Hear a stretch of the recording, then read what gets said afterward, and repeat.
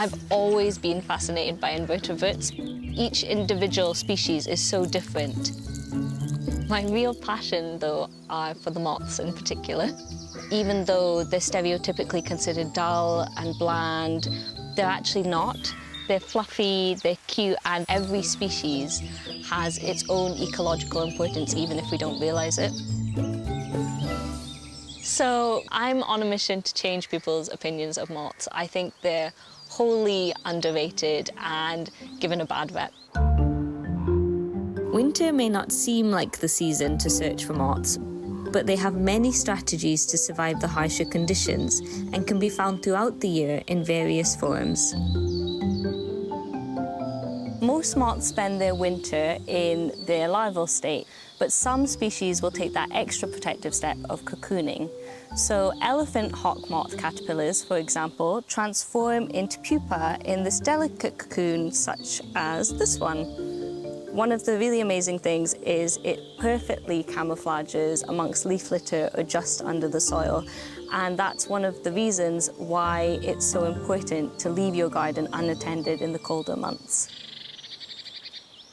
And another cocoon that you can find around this time is the emperor moth cocoon.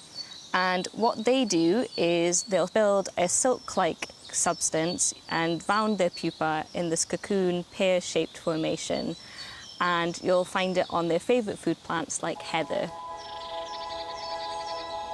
It's such an incredible transformation, the fact that something so small can last in such harsh conditions to finally emerge into something that seems even more delicate. Some species prefer to overwinter in their adult form. And there is an Iron Age underground structure on my doorstep where the consistent cold temperature and darkness provides the perfect refuge for one of them. The herald moth. These heralds are in a biological state known as torpor, where they lower their metabolic rate and therefore don't have to consume any food because they're not using as much energy. During this time of year, all they need to do is nap.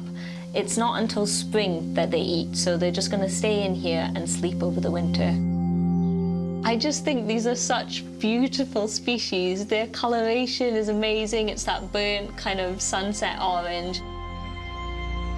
This really does go to show that you can find moths anywhere in the most unexpected of places.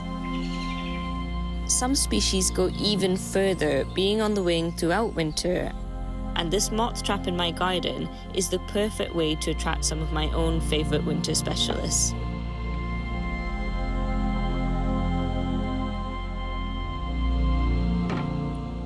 So this is a mottled umber, and normally they have a strong band running across them, but you can see this is a brown variation. And we can also tell he's male because the females are flightless, which is a common strategy. They have no mouth parts, so their sole purpose as adults is to mate. They use the energy reserves built up as caterpillars in this mission, and once successful, they die.